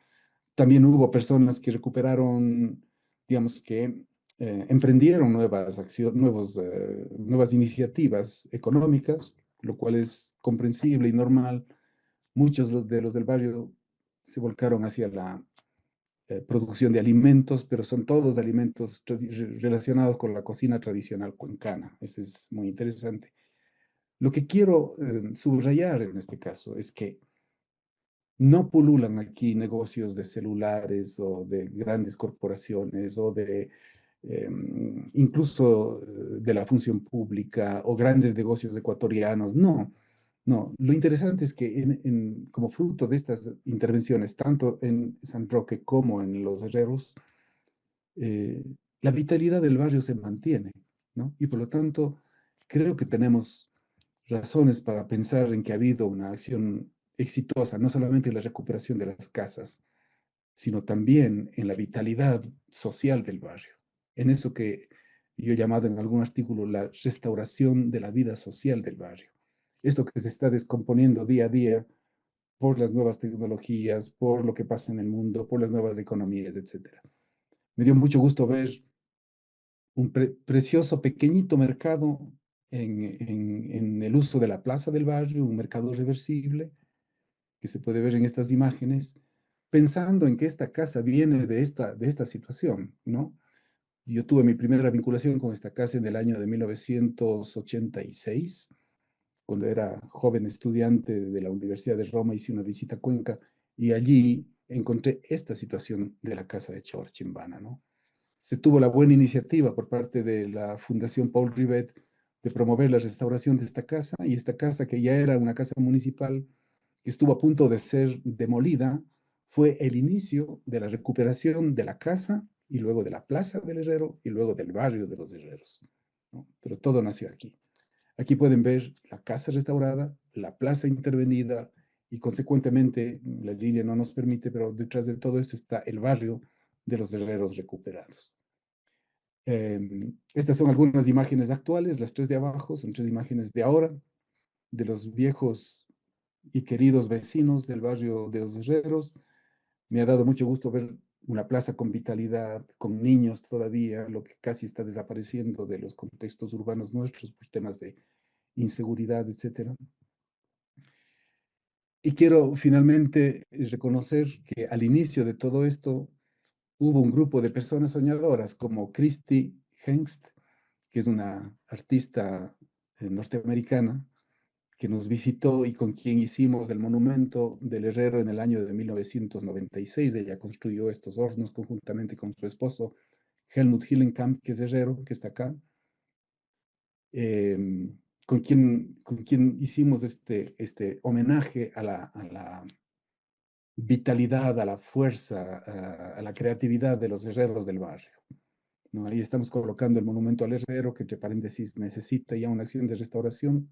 Esta imagen o estas imágenes son más o menos de hace 30 años atrás, del año 1996, cuando se recuperó esta parte de la plaza. Y también quiero reconocer la figura del profesor Koen van Balen, quien nos acompañó durante 17 años en esta relación interuniversitaria entre la Universidad Católica de Lovaina, la Universidad de Cuenca y el Grupo Ciudad Patrimonio Mundial. A mis compañeras y compañeros de trabajo, que no son solo ellos, son muchos más, algunos han entrado y salido, como es natural en este tipo de grupos en los 17 años, pero lo más importante es que de este grupo han nacido una serie de niños preciosos que sin duda, muchos de ellos van a seguir los pasos de sus papás, van a seguir los pasos que han dado sus papás en la recuperación del patrimonio y que se divierten todavía como niños con cosas sencillas. Con esto quiero agradecer su atención, pues, y estaré muy gustoso, si es que el tiempo nos da, perdónenme si me he alargado un poco, pero de responder algunas inquietudes, preguntas de ustedes. Muchas gracias. Muchísimas gracias, doctor. Y me parece que ha dado usted una ponencia bastante interesante y donde pone, pone en relieve la parte humana de la gestión del patrimonio y la fuerza de la comunidad, ¿no? La fuerza de los proyectos que se deben soportar sobre la comunidad. Pero bueno, no me extiendo mucho porque no nos queda mucho tiempo. Le doy paso a nuestro comentarista. Eh, eh, en primer lugar, voy a leer su currícula rápidamente para después darle paso a sus comentarios. Maestro Jorge Alberto Amaya Ruiz es licenciado en Economía por la Universidad del Salvador. También tiene un máster en Cooperación para el Desarrollo con especialidad en Planificación Integral del Desarrollo local por la Universidad de Valencia, España. Es máster en Planificación y Gestión del Desarrollo Local por la misma universidad. También realizó un posgrado en Pensamiento Sostenible por la Universidad EAN de Colombia. Actualmente está finalizando sus estudios de doctorado en Desarrollo Local y Cooperación Internacional por la Universidad de Valencia, España. Ha sido profesor invitado de posgrados en Planificación para el Desarrollo Territorial de la Universidad Católica del Oriente en Colombia y docente investigador de la maestría en Turismo en la Universidad de Azuay, Ecuador. Actualmente se desempeña como profesor e investigador en la Escuela de Turismo de la Universidad de Azuay y en el Instituto de Estudios del Régimen Seccional del Ecuador. Su trayectoria académica e investigativa se centra en la intersección entre desarrollo territorial, gobernanza, patrimonio cultural y turismo sostenible.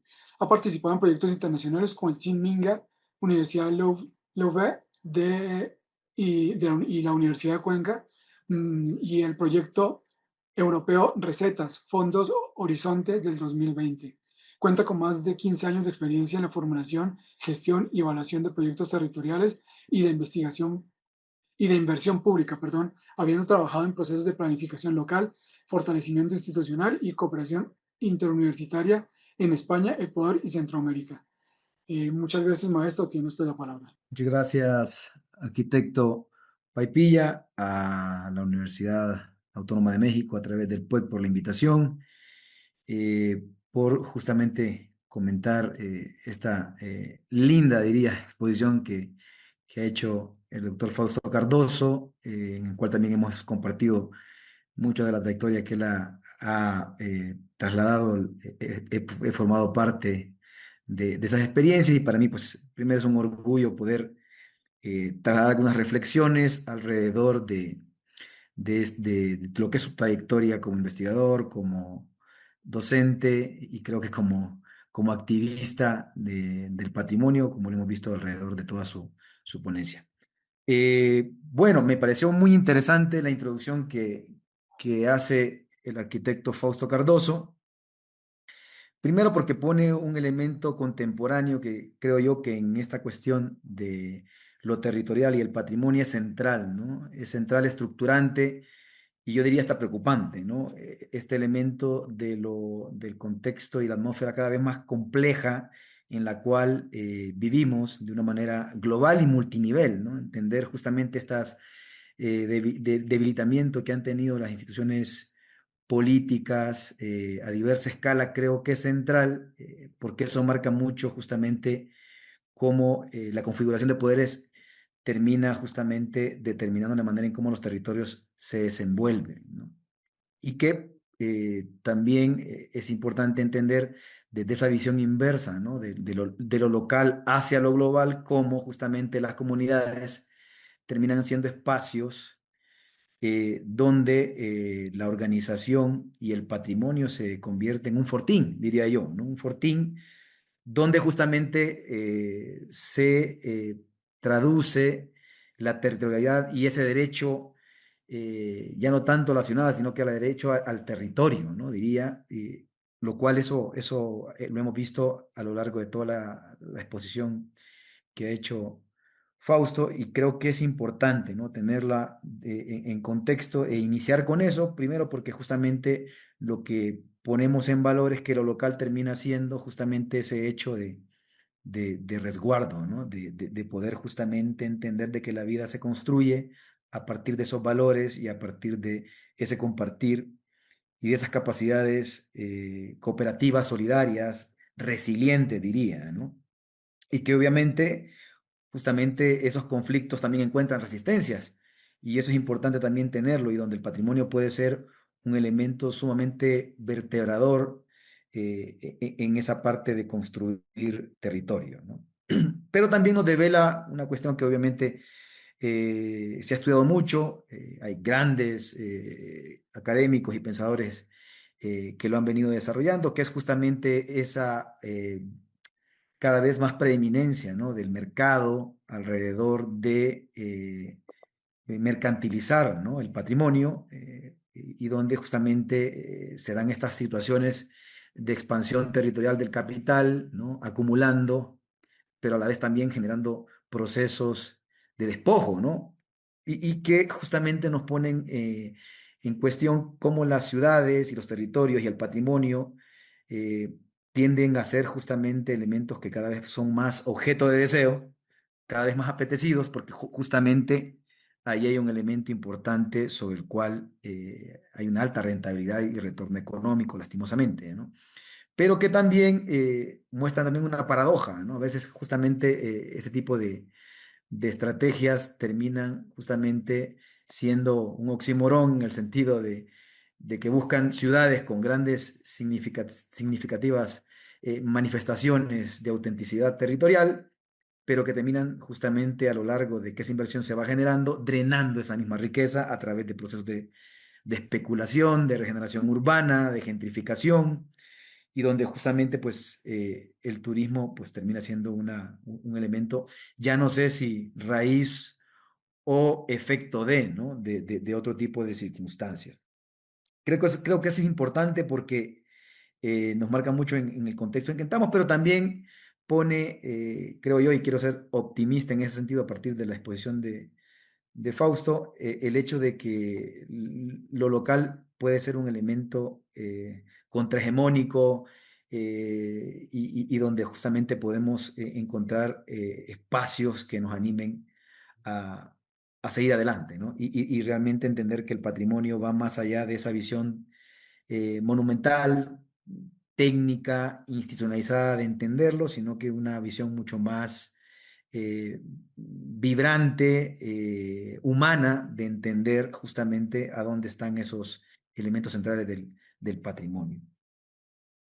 Dicho eso, sí, creo que es importante, ¿no? Yo pensaba que Fausto iba a hablar un poquito también de la ciudad de Cuenca y la ruralidad próxima que tiene. Voy a tocar ese punto porque cabe aclarar, yo no soy cuencano, soy salvadoreño, y justamente una de las cuestiones que me encanta de Cuenca es su vitalidad, ¿no? Su vitalidad cotidiana. No quiero llegar a la palabra autenticidad porque eso es muy muy relativo, ¿no? Pero esa cotidianidad justamente creo que es importante de esa relación campo-ciudad, que a lo mejor quiero en algún momento detenerme a aportarla, ¿no? Desde lo rural, de proximidad que tiene la ciudad de Cuenca, pero también quiero llegar a ese entendimiento de la ruralidad y quiero utilizar como una figura de la cornucopia, ¿no? Como ese elemento de abundancia, la ruralidad como ese espacio, inclusive hasta de fortín abundante y de ese río, justamente Cuenca la abrazan 4 ríos, ¿no? Y que justamente creo que sostiene ese elemento de vitalidad de lo patrimonial, ¿no? Donde justamente vimos, y en el caso de la ciudad de Cuenca es así, ¿no? Es justamente en la ruralidad todavía reposan esas capacidades cotidianas de construir una casa por parte de las propias gentes de la ruralidad, donde justamente en la primera campaña que se mostraba, que era en Susudel, dio justamente la chispa, ¿no? Que detonó que otros procesos urbanos pudieran tener justamente un faro, ¿no?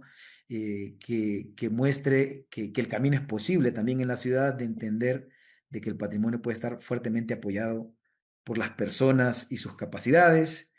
Eh, También entender que esa ruralidad también, como lo manifestaba Fausto, está fuertemente amenazada por cuestiones estructurales como la pobreza, la misma migración que termina siendo un elemento como una válvula de escape, pero que también a veces termina siendo el boomerang que termina debilitando ese paisaje vernáculo construido, porque justamente esos elementos de nueva modernidad terminan también siendo una cuestión que ponen en tensión muchos valores sociales, estéticos, inclusive hasta figuras de éxito, ¿no? Que terminan justamente contraponiéndose a ese elemento del patrimonio construido y vivido, ¿no? Eh, por otra parte, justamente creo que es importante entender varias cuestiones que a veces se creen que el patrimonio es algo que está en el pasado, prácticamente inmóvil, ¿no? Donde los habitantes pues terminan siendo eh, personas alejadas y cuyo derecho nada más es al disfrute, sino que es todo lo contrario. La realidad también nos muestra un patrimonio vivido, un patrimonio en gran parte que nos muestra que es fuente también de innovación, justamente todos los proyectos que miramos y la gran ductilidad que da el patrimonio de entender cómo el pasado nos puede ayudar a ser fuertemente innovadores, ¿no? Desde entender cómo nuestros antepasados generaban formas muy solventes de habitar, de inclusive hasta a ese habitar integrar elementos estéticos como darle color, pintura, textura al patrimonio construido y con donde justamente los recursos locales también nos dan muestra de lo recursivo y a veces de una manera muy ausente, ¿no? La práctica de lo que hoy estamos muy abocados las sociedades actualmente de ser sostenibles, cuando realmente nuestros antepasados era un elemento que lo tenían prácticamente tácitamente integrado y cotidianamente operativizado en su día a día, ¿no? Y el caso también de la parte de la arquitectura, pues es un tema importante de entenderlo. Eh, el otro tema que también creo que es importante mencionarlo, ¿no? Además del patrimonio como un elemento, como un factor de innovación vanguardista, inagotable, de generar respuestas. También el tema de la pandemia nos mostró también la parte más oscura del ser humano, pero también las partes más nobles y solidarias, ¿no? Y ahí quiero justamente recurrir al espacio que comentaba Fausto de Susudel, como también el patrimonio, ¿no? Y el territorio, justamente el espacio, la plaza pública como un espacio de convivencia, pero que en un contexto complejo, amenazador, como pudo haber sido, pues, la pandemia, terminó siendo un espacio de encuentro, de intercambio, de resiliencia humana, económica, social, que nos da muestras de que también el patrimonio puede ser un elemento sumamente fundamental en conservar, sostener y darle mayor vitalidad a los lazos humanos, a los problemas humanos, ¿no? Y a entender también que cómo el patrimonio puede ser un detonante muy diverso de resolver problemas cotidianos. Creo que es un elemento también central en el sentido de entender que el patrimonio puede ser un medio fundamental de reunir a las personas, de resolver problemas alrededor de cooperar, de resolver problemas alrededor de generar soluciones solidarias, de hábitat, de fortalecer tejidos organizativos y de mantener justamente un elemento patrimonial y cultural vigente, ¿no? Creo que esto es fundamental y rescato esa frase que él decía, ¿no? Entender de que el patrimonio termina siendo un proceso orgánico de restaurar y mantener, diría yo, la vida social, ¿no? De construir territorio, de ser justamente ese ADN de la vida. Por tanto, creo yo que, y en aras un poco del tiempo, entender que justamente el patrimonio puede ser una palanca, un motor, una estrategia sumamente fecunda, ¿no? De sostener a los territorios, de sostenerlos en un contexto, como bien lo decíamos al inicio, donde cada vez más el contexto es cada vez más complejo, muchas veces termina siendo inclusive poco clave entender por dónde irá el futuro, ¿no? Pero también el patrimonio nos dice que el futuro está en cada decisión que desde la localidad, desde mi vecino, desde mi alcalde, ¿no? Desde mi organización puede ser un elemento que nos puede mantener unidos, que nos puede justamente ser cada vez más resilientes a la hora de entender cómo también puede ser un factor de transformación y de desarrollo territorial. De mi parte, pues agradecerles la oportunidad. Espero que justamente pues, puedan haber preguntas. Creo que es lo más importante en este momento, que puedan venir más preguntas y en función de eso ampliar la reflexión y el compartir. Muchas gracias. Muchas gracias, maestro Maya. Le agradecemos mucho sus aportes y su visión un poco más extendida y un poco más relacionada con el territorio, todo el aporte que nos puede dar el patrimonio en en este complemento que es la parte urbana y la parte, digamos, del territorio y la parte rural. Eh, bueno, a ver, en este momento tenemos nada más una pregunta. Humberto, podemos darle paso. El señor Francisco Martínez. Buenas tardes, Francisco. ¿Puedes formular tu pregunta? Hola, buenas tardes. Buenas noches, ya casi. Bueno, pues felicidades, doctor, por la conferencia magnífica, muy generosa, muy clara en las explicaciones. Y bueno, pues una sencilla reflexión, creo que como lo comentaban también el doctor Jorge Amaya, pues ahora creo que la visión del patrimonio pues avasalla todos estos criterios monumentalistas y específicamente intrínsecos del edificio, ¿no? Creo que ya estamos viendo que pues toda la vivencia social, los factores socioeconómicos, socioespaciales del mismo patrimonio, pues son elementos muy claros también y contundentes, ¿no? A la hora de reactivar esquemas de participación social y, y pues de integración, ¿no? De todos los ciudadanos que viven estos edificios y que los habitan. En el caso específico, bueno, de mi experiencia en Torreón, estamos haciendo un estudio muy similar en donde estamos estimulando pues ya una concepción dinámica del patrimonio, articulando esquemas más con la sociedad, con metodologías donde participen y tengan y recuperen este espíritu del lugar para poder interactuar y progresivamente pues ir rescatando el patrimonio cultural. Creo que es muy valioso también en el caso de los talleres, de lo que se hizo con la tierra, con los adobes, con la construcción misma de las capillas. Es muy relevante y creo que, bueno, pues es muy valioso para mi caso esta conferencia. Le agradezco mucho al PUEC pues la invitación y, bueno, pues estar presente en esta excelente conferencia. Muchas gracias y felicidades a todos. Muchas gracias, señor Martínez. Bueno, hay una pregunta en el chat de la doctora Pamela Castro. Dice, ¿considera que la preexistencia de valores culturales y o identitarios en común entre los habitantes es una condición indispensable para la construcción de identidad y regeneración de los barrios, sin los cuales no se podrían realizar estos proyectos? ¿Cómo se financiaron estos proyectos? Muchas gracias por su presentación. Ujú. Ante doctor. Bueno, la pregunta está abierta para el ponente y el comentarista. Bueno, yo quisiera agradecer a Francisco por el comentario que ha hecho y sobre lo que Francisco reflexiona. Quiero decirle algo también. Yo espero que esta exposición, que es un poco larga, la reconozco y podría un poco ahuyentar a algunas personas que estaban conectadas.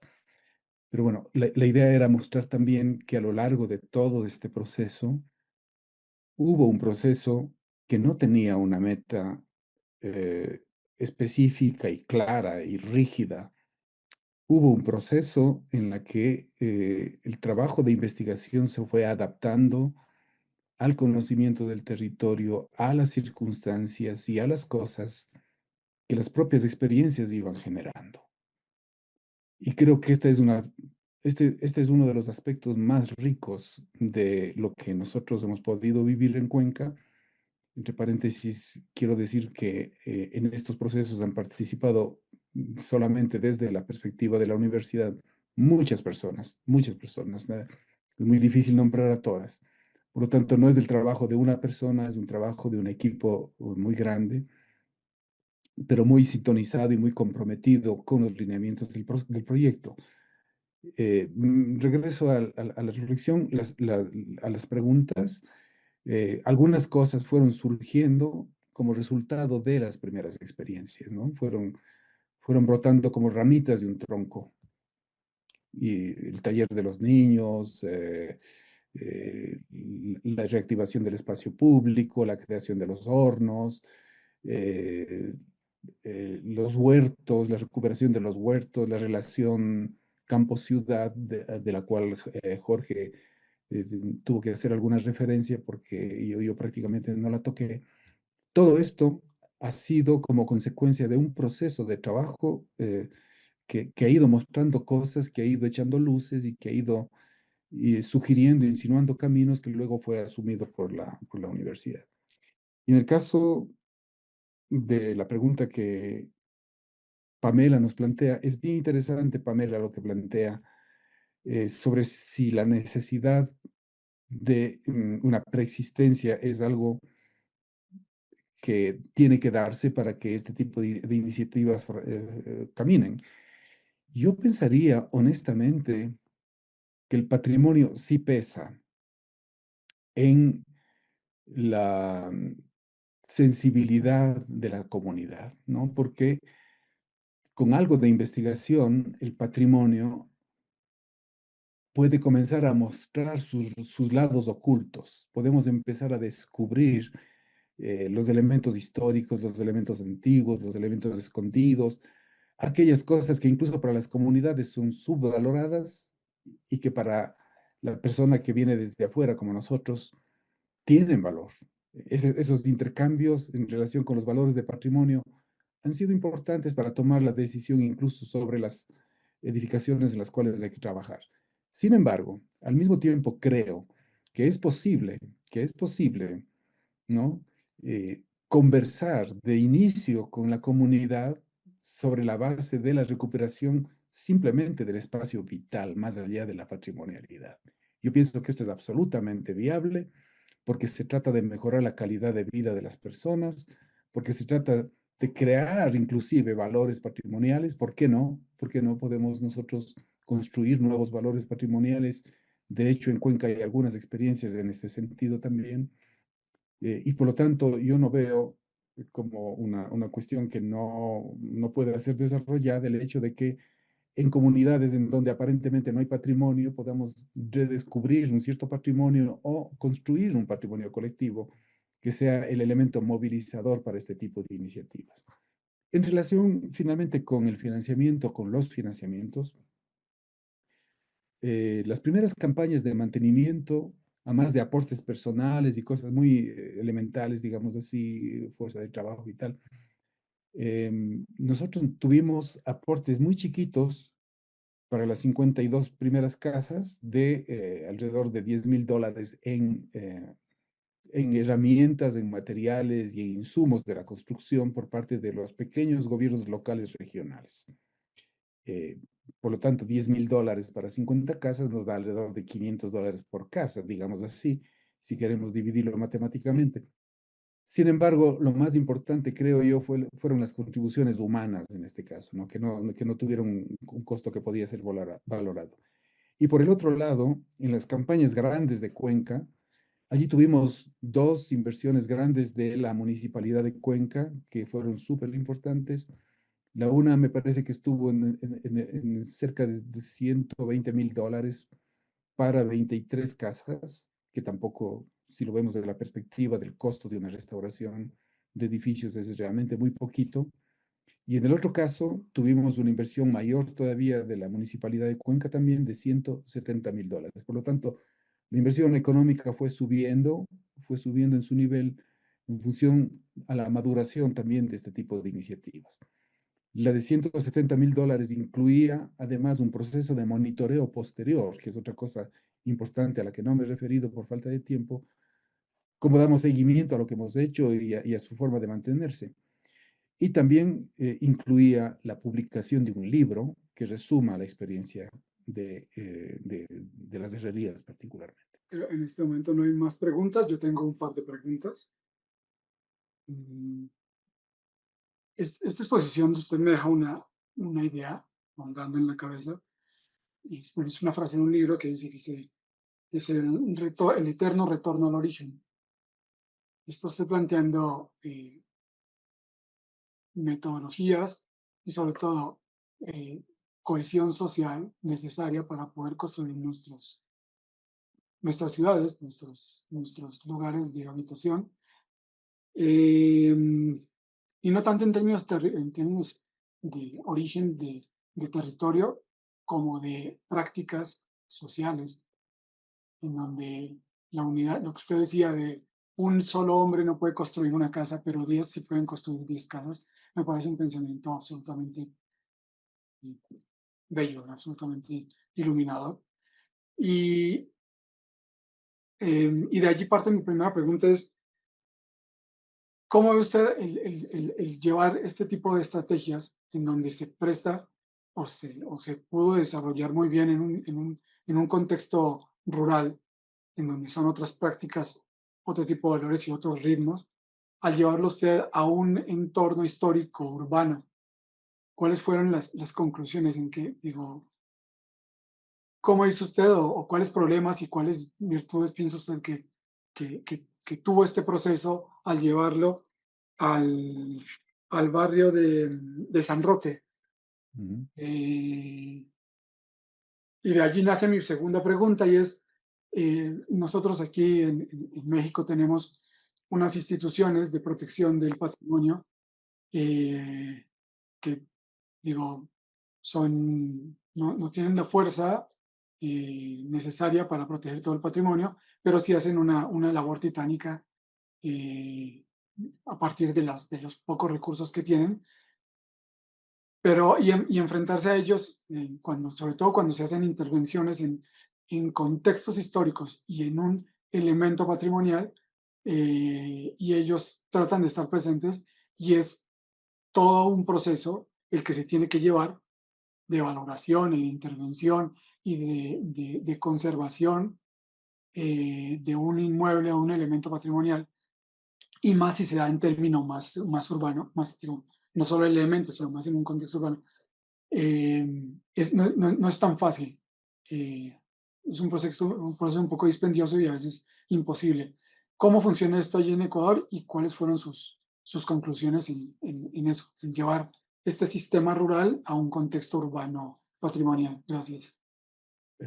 Sí, a usted gracias. Fue todo un desafío eso, ¿eh? No fue una cosa fácil, porque es muy difícil encarar un proceso incierto, en donde no teníamos en absoluto la claridad de que esto podía ser exitoso. No teníamos experiencias previas sobre las cuales basarnos, salvo las campesinas, pero claramente, incluso usted lo acaba de decir, eh, los presidentes campesinos están bien en el campo, pero no siempre son los que funcionan en la ciudad. Entonces, sin embargo, los presidentes campesinos nos sirvieron para motivar la participación en la ciudad. Una cosa importante es que en la ciudad las casas son más complicadas, ciertamente. Incluso las casas son de tierra, las mismas tecnologías, pero ya no son las casitas de una sola planta y de dos ambientes que están en su sudel. Son casas bastante grandes, son casas de 3 hasta 4 pisos, son casas con cubiertas complicadas, etcétera. Y los desafíos eran esos, incluso para la gente que vino de su sudel, porque, claro, ellos nunca habían actuado en casas de esa naturaleza. Entonces, claro, sí hubo conciencia de que habían grandes diferencias y que hubo que adaptarse a ellas. La otra cosa importantísima es que en Susudel, lo mencioné hace un momento, la mano de obra era relativamente accesible porque la gente está acostumbrada a un trabajo en el campo, a actividades físicas, es mucho más fuerte, los propietarios, los vecinos, etcétera. Hay todavía con más fuerza todo este tema de la minga, bastante. La minga es el tequio en México, ¿no? Es el trabajo colectivo. Esa es la otra pregunta que te... Gracias. Sí, es eso, ¿no? Es la minga, es la minga andina, es el trabajo colectivo en las comunidades andinas. Y en el campo eso se preserva con mucha más integridad y con mucha más fuerza. La gente se conecta, es increíble esto, ¿no? Se conecta automáticamente y sabe qué rol tiene que cumplir cada uno en los grupos. Hay una integración maravillosamente automática, digamos así, a cada uno de los grupos de trabajo. Y eso hace que la minga sea una instancia de trabajo colectivo enorme, que tiene que ser aprovechada incluso para la solución de problemas de arquitectura contemporánea. Eh, esto en San Roque y luego la complejidad de las casas, el trabajo en Minga. Entonces lo que tuvimos que hacer es mirar en qué elementos éramos débiles, en los cuales habíamos sido fuertes en el campo, éramos débiles en la ciudad, y tratar de cubrir esas debilidades, tratar de salir al paso de esas debilidades. Y por ejemplo, tuvimos que pedir cotizaciones de dinero a las personas, pequeñas cotizaciones, ¿no? Una intervención que cuesta 25, 30 mil dólares en cada casa. Los vecinos contribuían con $1,000, por ejemplo, ¿no? Porque había mucha mano de obra no calificada que igual seguía operando, pero necesitábamos contratar mano de obra calificada para ciertas cosas. También hubo un equipo técnico fortalecido en las experiencias de Cuenca que nos permitió resolver con mucha más solvencia los problemas técnicos. Y en fin, hubo un fortalecimiento de equipo y el tiempo de las intervenciones se extendió mucho más. Eso en relación al traslado de la experiencia del campo a la ciudad. ¿Cómo optimizamos los recursos? Esa es una pregunta profunda y buena. Y yo me voy a salir de la experiencia de Cuenca para contarle una experiencia en Bolivia. No sé si ustedes tienen presente en México que en la zona andina, pero particularmente en Perú y en Bolivia, existen unos cementerios prehispánicos muy hermosos, algunos construidos en piedra, otros construidos en barro, otros muy precarios y muy sencillos, que se llaman los chulpares, las chulpas, ¿no? Las chulpas no mexicanas, sino peruanas o bolivianas, están en la alta montaña boliviana. Y en uno de estos chulpares había venido un programa de cooperación suiza, recuerdo, ¿no? La cooperación suiza llegó al chulpar, habían unos 25, 30 chulpas diseminadas en un pequeño territorio, y la cooperación suiza dijo, nosotros tenemos dinero para hacer la restauración de este chulpar. Y efectivamente tuvieron 60, 70 mil, 80 mil dólares, no sé cuánto. Pero el tema es cómo abordaron ellos esa restauración. Evidentemente se sometieron a los lineamientos y al conocimiento de la forma de entender la restauración europea, ¿no? Muy rigurosa, muy científica, muy cercana a los temas de diferenciación y notoriedad, etcétera. Y por lo tanto intervinieron con una participación, digamos así, epidérmica de la comunidad. Pocas personas de la comunidad se incluyeron como parte de este intercambio de experiencias y de capacidades, pero de una manera muy marginal, muy desde afuera, ¿no? Y claro, concluyeron, hicieron apuntalamientos, pusieron prótesis que eran claramente diferenciadas, etcétera, etcétera. Cuando yo visito estos chulpares andinos del altiplano boliviano, hablé con la gente de la comunidad y ellos nos decían lo que acaban de hacer con tanto dinero, si nosotros lo hacíamos como comunidad, hacíamos alcanzar para todos, es decir, para los 23, 24 elementos que estaban en el sitio. Y eso fue un buen mensaje para mí en lo personal, porque creo que el poco dinero que siempre existe para la restauración, y seguramente es el mismo problema en México, como en Ecuador, como en Bolivia, como en Perú, nunca hay suficiente dinero para hacer la restauración, y menos cuando la restauración, obviamente hay elementos que son absolutamente exigentes y desafiantes, ¿no? Y que tienen que ser hechos con toda la rigurosidad de la ciencia y de la tecnología de la restauración. Pero hay otros, dependiendo un poco de sus valores, que pueden admitir este tipo de acciones en las que la comunidad se involucra mucho más, que va un poco más allá de esa rigurosa restauración científico-técnica que nos traen de Europa, ¿no? Sin dejar de reconocer que eso es importante también, conocerla y a veces ejercerla. Depende un poco, depende un poco de las cualidades, de los valores, de los elementos que podemos hacer y debemos hacer, pero tengo yo la convicción de que es posible hacer eficiente, ¿no? el uso de ciertos recursos, incluyendo comunidades. Porque muchas veces la mano de obra, las capacidades de trabajo están todavía vivas en las comunidades, pero los restauradores con grandes títulos no les damos la oportunidad muchas veces de que actúen. Entonces, yo creo que es valioso si es que las comunidades tienen capacitaciones profundas, formación, experimentación, etcétera. Y por eso es que nosotros desde el Ciudad Patrimonio Mundial nos impusimos trabajar con los niños, porque hay que crear en los niños a los futuros arquitectos populares. Algún día manejamos también una idea que ojalá lo pueda continuar la universidad, de crear una suerte de instituto local con el derecho de construir para los arquitectos populares, porque finalmente nosotros hemos llegado en 1950 como Universidad de Cuenca, como los arquitectos del lugar, cuando hay comunidades que por 200, 300, 400 mil años han estado produciendo arquitectura con sus propias capacidades y con sus propias capacidades de arquitectos. Y dicho esto con palabras íntegras, ¿no? Es decir, todo lo que estamos restaurando en Cuenca está hecho por maestros sin títulos de arquitectos profesionales. Muchísimas gracias, doctor Cardoso y maestro Amaya.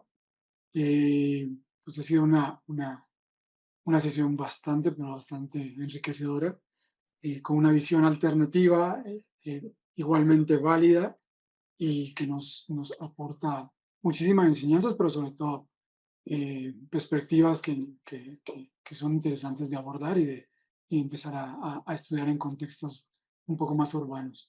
Le agradezco mucho también a todos nuestros asistentes al seminario y pues nada, los invito para que en las próximas semanas tendremos otro par de seminarios. Los invito para que estén pendientes en sus